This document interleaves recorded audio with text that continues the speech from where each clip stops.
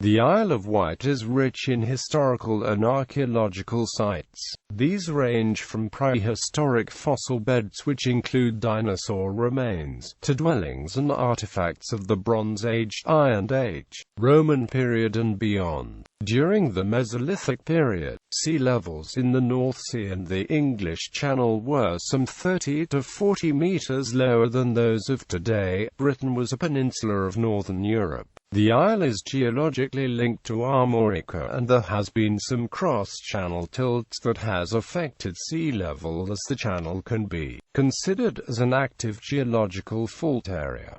The island was formed at the end of the last ice age. The River Solent was the largest tributary of the Channel River that drained the Hampshire Basin from the early Pleistocene or late Pliocene. A rise in global sea level flooded the former river valley of the Solent to the north and the future English Channel to the south. This cut Wight off from the island of Britain and the continental land mass. Once open to the sea, tidal scouring widened the Solent. The sequence of tidal ingress remains unclear. The English Channel flooded about 9,000 years ago. Etymology and early history. In the 1st century BC, the Greco-Sicilian historian Diodorus Siculus refers to an unlocated Iota Capitao Iota Nu, which is possibly a reference to the Isle of Wight. A century later, Pliny the Elder uses Vectis, and in the mid-2nd century Ptolemy confirms the position of Vectis as below Magnus Portus. The form Vectis seems reasonably robust, but Rivet and Smith were uncertain of its etymology. A gloss on an AD 1164 Megasiemens of Nennius that equates Old English wiht with Latin divorcium has encouraged many writers to think that the Isle of Wight sits like a lever between the two arms of the Solent. The word could be Brittonic, from the Celtic root akin to Irish fecht journey, and Welsh gwaith work. A 2010 detailed study of the etymology draws attention to the Proto-Germanic word *vectis, which would have been written vectis in Latin, and survives in various modern language forms, including modern English wit, something small, German wicht, dwarf, Dutch wicht, little girl, and Norwegian vet being creature. This might suggest that the fundamental meaning is something like daughter island or little companion. However, Germanic languages were not widely spoken in Britain at this time, and the name Vectis is attested before the large-scale migration of Germanic-speaking peoples to Britain. Julius Caesar recognized the culture of this general region as Belgic, but made no reference to Vectis. Later, Suetonius describes the 1st-century Roman invasion of Vectis by the 2nd Legion Augusta, commanded by the Claudian legate and future emperor Vespasian, who proceeded to Britain where he fought 30 battles, subjugated 2 warlike tribes, and captured more than 20 towns, besides the entire Isle of Vectis. The Isle of Wight became an agricultural centre in Roman times, and at least 7 Roman villas are known on the island. The Roman villas at Newport and Brading have been excavated and are open to the public. When fully developed around 300 AD, Brading was probably the largest villa on the island, being a courtyard villa with impressive mosaics. Jutish kingdom. By the late 4th or early 5th centuries AD, Roman troops and officials had withdrawn from Britain. In Bede's ecclesiastical history, Vector, along with parts of Hampshire and most of Kent, was settled by Jutes. According to the Anglo-Saxon Chronicle, Cerdic with his son Cynric invaded and conquered the island in the year 530.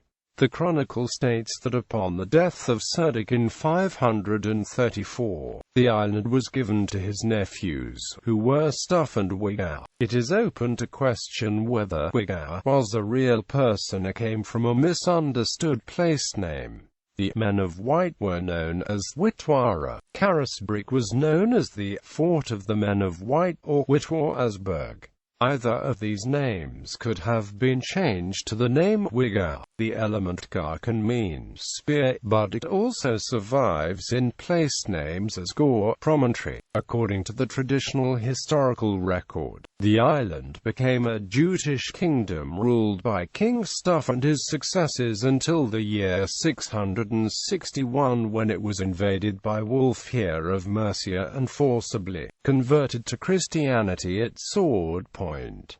When he left for Mercia, the islanders reverted to paganism. Cadwalla of Wessex. In 685 it was invaded by Cadwalla of Wessex. The Jutish king of the Isle of Wight, Arwald, died in action and his nephews were betrayed to Cadwalla, who subsequently died of wounds received in the battle. The two boys were converted to Christianity and immediately executed. The names are unknown, but are called collectively Saint Arwald, after their pagan uncle. The West Saxon invasion was by all accounts prolonged and bloody. Bede states that, after Cadwalla had obtained possession of the kingdom of the Geologically, he took also the Isle of Wight, which till then was entirely given over to idolatry, and by merciless slaughter endeavored to destroy all the inhabitants thereof, and to place in the stead people from his own province, binding himself by a vow, though it is said that he was not yet regenerated in Christ, to give the fourth part of the land and of the spoil to the Lord, if he took the island. He fulfilled this vow by giving the same for the service of the Lord to Bishop Wilfrid. It is reported in the Anglo-Saxon Chronicle that during Cadwalla's attempts to subdue the population he was gravely wounded, wounds from which he would die within a couple of years. Before final subjugation, most of the Jutish population of the island were killed and the remnant forced to accept Christianity as the religion and the West Saxon dialect as the language. Bede states that Cadwalla endeavored to mercilessly destroy the population, but that 300 hides were given to the church in the person of St. Wilfrid. A hide was the amount of land required to support a family, and the island was rated at 1,200 hides. Cadwalla was a Christian sympathizer under the tutelage of St. Wilfrid and St. Aldhelm, and had promised Wilfrid a quarter of the land in return for his assistance in claiming the Wessex throne. Unfortunately for them, the Jutish islanders were not only heathens but apostates, and the mass conversion of the island probably did not occur as smoothly as had been planned. From 685, therefore, the island can be considered to have become part of Wessex, and following the accession of West Saxon kings as kings of all England, then part of England, the island became part of the Shire of Hampshire and was divided into hundreds as was the norm. The Saxons. The Anglo-Saxon Chronicle tells how Wight land suffered particularly from Viking predations. Alfred the Great's navy defeated the Danes in 871 after they had ravaged Devon and the Isle of Wight. During the second wave of Viking attacks in the reign of Ethelred the Unready, the Isle of Wight was taken over by the Danes as a base to harry southern England, referred to as their Frithstool. The inlet on the west of the River Medina at Werricop seems to have been the main base. In 1002 Ethelred ordered the killing of all the Danes in England in the St. Brice's Day massacre, but the Danish army remained intact based on the Isle of Wight. In 1012 Sweyn Forkbeard revenged the Danish defeat. Ethelred was forced to flee England. He spent Christmas on the Isle of Wight en route to refuge in Normandy. The island again played a critical role in English history as the base for Harold Godwinson and his brothers in the revolt against Edward the Confessor, and yet again in 1066, when Tostig Godwinson arrived to collect supplies but very little other support, en route to his defeat by Harold at the Battle of Stamford Bridge. Both men had manors on the Isle of Wight, Harold at Cairn and Tostig at Nunwell. The Norman Conquest. In the Domesday Book the island's name is Wight. The Norman Conquest of 1066 transferred the overall manorial rights of the island to William Fitz-Osbern as Lord of the Isle of Wight. Carisbrooke Priory and the fort of Carisbrooke Castle were founded. The island did not come under full control of the Crown until it was sold by the dying last Norman lord, Lady Isabella de Fortibus, to Edward I in 1293. The lordship thereafter became a royal appointment, with a brief interruption when Henry de Beauchamp, 1st Duke of Warwick, was crowned King of the Isle of Wight. King Henry VI assisting in person at the ceremony, placing the crown on his head. He died in 1445, aged 22. With no male heir, his regal title expired with him. Medieval. After the Norman Conquest, the title of Lord of the Isle of Wight was created, and William Fitz-Osbern, who subsequently founded Carisbrooke Priory and the fortifications on what was to become Carisbrooke Castle, became the first to hold the title. The island did not come under the full control of the Crown until the Countess Isabella de Fortibus sold it to Edward I in 1293 for 6,000 marks. The lordship thereafter became a royal appointment, with a brief interruption when Henry de Beauchamp, 1st Duke of Warwick, was crowned King of the Isle of Wight. King Henry VI assisting in person at the ceremony, placing the crown on his head. He died in 1445, aged 22. With no male heir, his regal title expired with him. The title of Lord of the Isle of Wight expired in the reign of Henry VII, with the title of Governor or Captain being used for some time thereafter. During the English Civil War, King Charles fled to the Isle of Wight, believing he would receive sympathy from the governor Robert Hammond. Hammond was appalled, and incarcerated the king in Carisbrooke Castle. Charles was later tried and executed in London. Henry VIII, who developed the Royal Navy and its permanent base at Portsmouth, fortifications at Yarmouth, Cowes, East Cowes and Sandown, sometimes reusing stone from dissolved monasteries as building material. Sir Richard Worsley, captain of the island at this time, successfully commanded the resistance to the last of the French attacks in 1545. In July 1545, French troops had landed on the southern coast of the Isle of Wight. Their aim was to seize important areas of the island, allowing the French to gain overall control of the Isle of Wight, giving the French a valuable jumping-off point for further operations against the mainland. However, the French advance was decisively defeated when the local Isle of Wight militia defeated the French troops in the Battle of Bonchurch. Much later on, after the Spanish Armada in 1588, the threat of Spanish attacks remained, and the outer fortifications of Carisbrooke Castle were built between 1597 and 1602. In 1587, two Roman Catholic missionaries, Anderton and Marsden, originally from Lancashire, but trained in France, were returned to England in disguise on the ferry to Dover, but due to a severe gale landed in Cowes in the Isle of Wight. Unfortunately for them, such was the danger they were in that they loudly prayed to God to save the first of your seminarians to return to England, which was overheard by fellow passengers who reported them to Governor Carey. They were taken to London for trial, but executed by hanging, drawing and quartering in Cowes. Although the exact site is unknown, they were declared venerable by Pope Pius XI.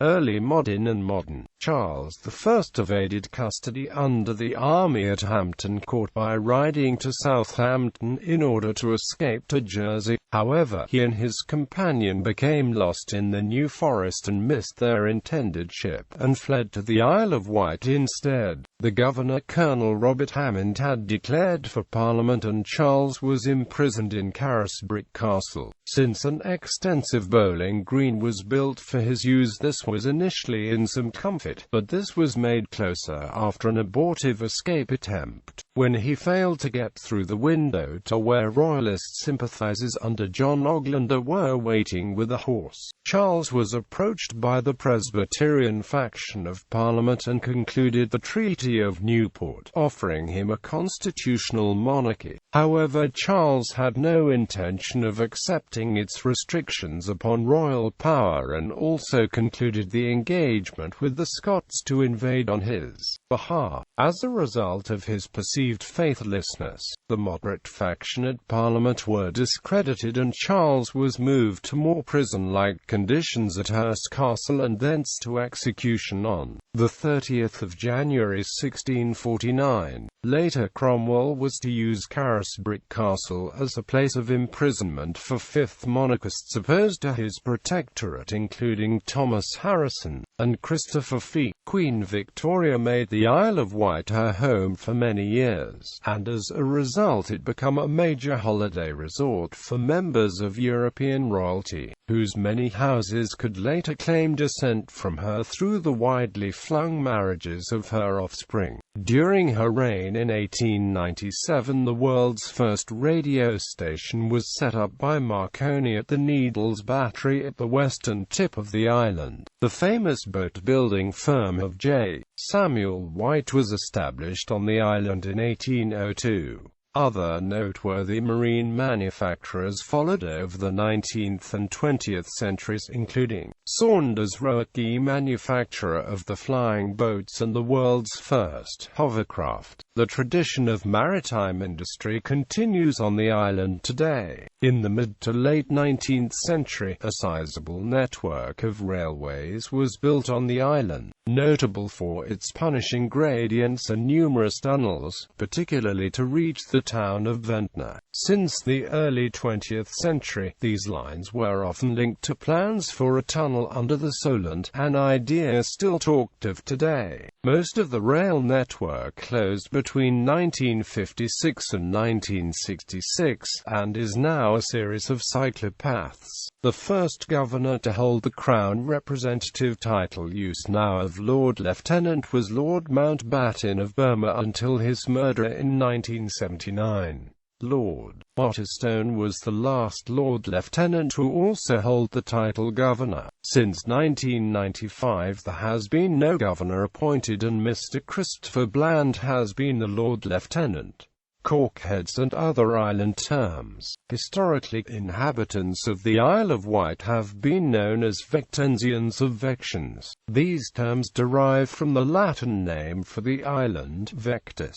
Vection is a word used more formally to describe certain geological features which are typical of the island. As with many other small island communities, the term islander has long been used, and is commonly heard today. The term overner is used for people originating from mainland Great Britain. This is an abbreviated form of overlander, which is an archaic English term for an outsider still found in a few other places such as parts of Australia. People born on the island are colloquially known as Corkheads, a word comparable with the name Cockney for those born in the East End of London. Some argue that the term should only apply those who can also claim they are of established Isle of Wight stock, either by proven historical roots or, for example, being third-generation inhabitants from both parents' lineage. One theory about the term Corkhead is that it comes from the once prevalent local industry of caulking boats, a process of sealing the seams of wooden boats with oakum. It is said that the shipyard at Butlers Hard in the New Forest employed labourers from the Isle of Wight, mainly as caulkers, in the building of early warships. Islanders may have been called Corkheads during this time either because they were indeed so employed, or merely as a derisory term for perceived unintelligent labourers from another place. Another more fanciful story is that a group of armoured island horsemen were chased into the sea by the marauding French, and took refuge on a sandbank when the tide came in, thus appearing to float in the sea despite the heavy armour, hence the name Corkeye. Cork heads when this supposed event happened is not clear, since the island was frequently attacked in the Middle Ages. However, in the last instance in 1546, Sandown Castle was under construction some way offshore and a battle was fought on site, resulting in the French being driven off, and this could fit this particular tale. In local folklore it is said that a test can be conducted on a baby by throwing it into the sea from the end of right pier, whereupon a true corkhead baby will float unharmed. Thankfully there is no record of the test ever being carried out. Political history. The island's most ancient borough was Newtown on the large natural harbour on the island's northwestern coast. A French raid in 1377 that destroyed much of the town as well as other island settlements sealed its permanent decline. By the middle of the 16th century it was a small settlement long eclipsed by the more easily defended town of Newport. Elizabeth I breathed some life into the town by awarding 2 parliamentary seats, but this ultimately made it one of the most notorious of the rot-in boroughs. By the time of the Great Reform Act that abolished the seats, it had just 14 houses and 23 voters. The act also disenfranchised the borough of Yarmouth and replaced the 4 lost seats with the first MP for the whole Isle of Wight. Newport also retained its 2 MPs, though these were reduced to 1 in 1868 and eventually abolished completely in 1885. Often thought of as part of Hampshire, the Isle of Wight was briefly included in that county when the first county councils were created in 1888. However, a Home Rule campaign led to a separate county council being established for the Isle of Wight in 1890, and it has remained separate ever since. Like inhabitants of many islands, islanders are fiercely jealous of the real independence, and confusion over the island's separate status is a perennial source of friction. It was planned to merge the county back into Hampshire as a district in the 1974 local government reform, but a last-minute change led to it retaining its county council. However, since there was no provision made in the Local Government Act 1972 for unitary authorities, the island had to retain a 2-tier structure, with a county council and 2 boroughs, Medina and South Wight. The borough councils were merged with the county council on 1 April 1995 to form a single unitary authority, the Isle of Wight Council. The only significant present-day administrative link with Hampshire is the police service, the Hampshire Constabulary, which is joint between Hampshire and the Isle of Wight. For the closing decades of the 20th century onwards,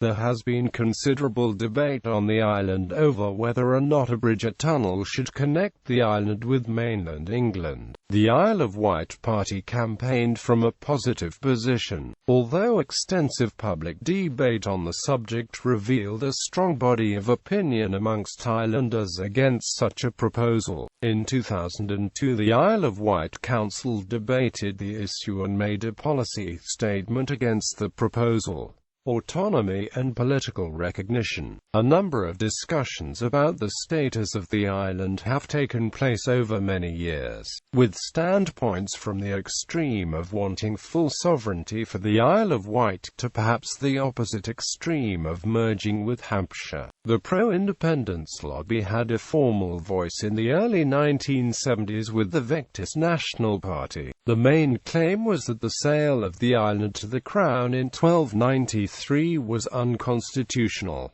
However, this movement now has little serious support. Since the 1990s, the debate has largely taken the form of a campaign to have the Isle of Wight recognized as a distinct region by organizations such as the EU, due to its relative poverty within the southeast of England. One argument in favor of special treatment is that this poverty is not acknowledged by such organizations as it is distorted statistically by retired and wealthy immigrants from the mainland.